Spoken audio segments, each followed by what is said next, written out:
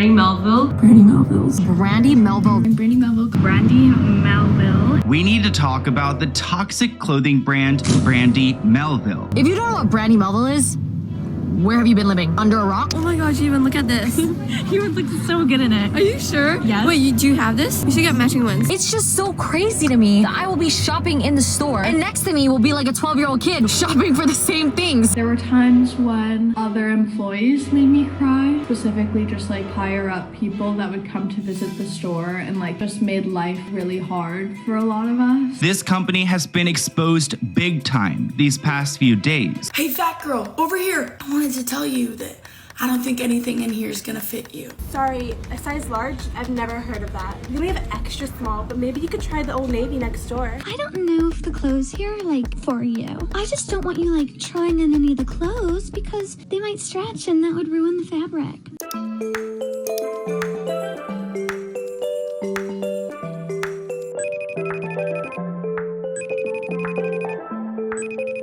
Most of us, when we were young, especially for girls, fashion was a quintessential part of our lives. Fashion was one of the many attributes that told you how popular you were, how trendy you were, and how pretty you were. A luxury that a lot of people simply didn't have the resources for. For me personally, I grew up in the Tumblr era. If you were like a Tumblr girl, you were really edgy and maybe a little alternative. You had the flannels, the crop tops. So when you're young, fashion was so much more than just like what you picked out before school and just threw on. It attributed to the kind of person you were and what you represented, which is what Brandy Melville is. Brandy Melville is an Italian clothing and fashion accessory brand that was established in Italy and gained most of its popularity in California. You could be having the worst day ever, but if you had Brandy on, it didn't matter because you were a somebody if you had Brandy. This clothing line was one of the few clothing companies that literally gave you power and privilege if you were caught wearing it. Everyone wanted to be a Brandy girl. The baby tees, tiny feminine shorts and pants, the cute crop shirts. This was like the holy grail of female fashion for the longest time and still is to this day. But the thing is, people made Brandy Melville seem like the most perfect and amazing, company ever. But in reality, it was probably among one of the worst and just dark stores you could ever shop at. I honestly don't think I've really heard of like any other clothing store that was capable of doing what Brandy did and still does. I personally never shopped at Brandy Melville. It wasn't like a thing for me growing up, but I've always heard people talking about how amazing Brandy Melville is. So I went online to see if I could find anything. So I clicked on this shirt I thought was really cute. I go to find the size. I'm like, damn, the only option is extra small. They must have sold out all the other sizes. So I find another top. Only size is extra small. I'm like, oh my gosh, this store is so popular that I cannot find my size. They are sold out of like all the other sizes. I go to find a third top. The only size is extra small. Then I slowly just start to put everything together. I'm like, wait, the only size that they carry is extra small? I'm speechless. I don't have any words. Brandy Melville only sells one size, extra small to small. That's it. Their sizes actually used to say one size fits all. And people wonder why the beauty standards are so cruel. Brandy is telling us the only way to wear fashionable and trending clothing is to be an extra small. And the worst part about this is the average size of a woman is like medium to large. Like 2 sizes bigger than what they actually sell. This is beyond horrid and disgusting. I mean, this is why, like I said, this is why society standards are what they are. We're told by society we have to have like a petite, bony, and skimpy figure in order to be beautiful and trend. And the scariest thing is that's not even the worst part of Brandy Melville. When you walk in a Brandy store, you'll probably only see like one ethnicity. Since day one, the creator said he wanted to maintain a certain image when it came to the store. So they would hire only like white, thin girls to be the face of the store. And during almost every single shift, the girls working there had to get their picture taken and sent to like the head of management to make sure that they looked the part. And if the CEO or whoever thought they were either too ugly, too fat, or didn't have the right skin tone, they would tell the store managers to get rid of them. And they would tell these girls, the employees, if you see someone walk in the store that had Brandy Melville potential, ask to take a picture of them and offer them a job. I came into work and there were these clear buttons with sort of like electrical systems system set up right next to every register. It was a system that Stefan used to inform the person working at the register that they should take a photo of the girl that's checking out.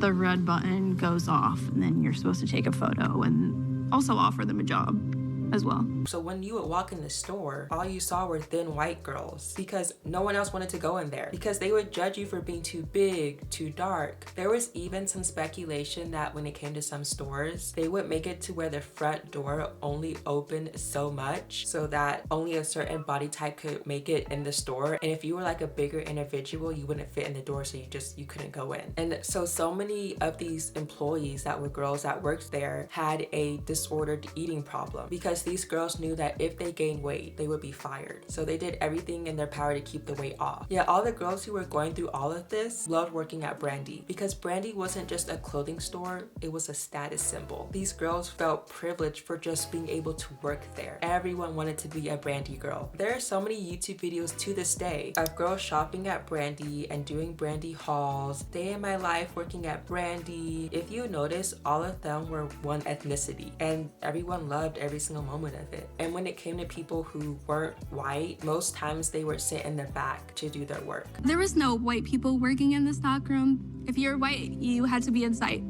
We all knew it was not right that we were all, pushed in the back out of sight. But it wasn't something we were necessarily mad about because I just loved being around my people, like people of color, Hispanic and Black people.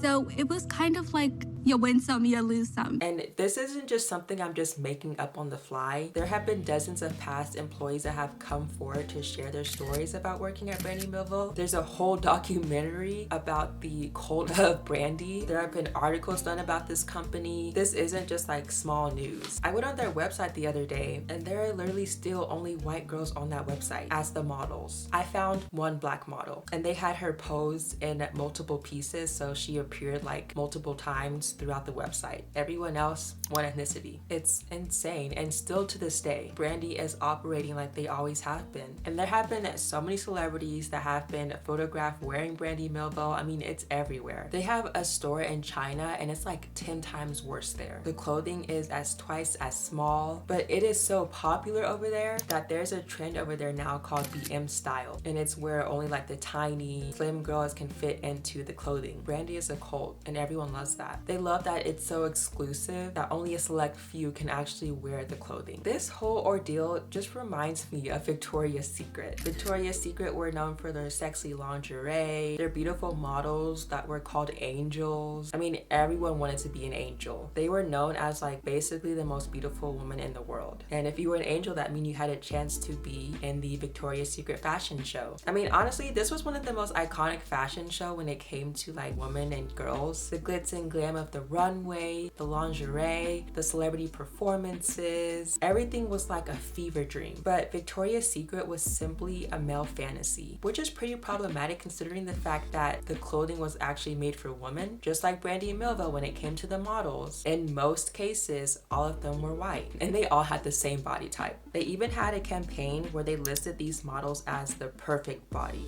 thin, mainly light-skinned, and long hair. It's just like Brandy. These companies are why people perceive this to be the dream body, because like who doesn't want to fit in? Who doesn't want to be a Victoria's Secret model or angel or a Brandy Melville girl? So we starve ourselves, we strive to be light-skinned, we stop eating to get the perfect image. This is what the world wants us to be. Also on Tumblr, they had this trend that was called thinspo, where you would post and find like the most thinnest girls ever and look at those pictures for inspiration to try to get as skinny as possible. And I'm betting to think that the pictures that were on the Brandy Melville website probably made it on Tumblr, because that's how thin these girls were. I mean, Brandy is one of the most disgusting things I've heard of in a while. And the saddest part about it is that to this day, Brandy Melville is still so popular, and it will always be popular because, like I said, who doesn't want to fit in? Who doesn't want to be popular? For me growing up, when I saw stores like Brandy Melville, I I knew it wasn't something I could ever wear. And when I saw how tiny and thin these, you know, white models were at Brandy and even other clothing store companies, I didn't even think anything of it, because for me growing up, like, that was what the beauty standard was. That was what was considered beautiful. It was just white, thin, nice perky boobs, the hourglass waist, and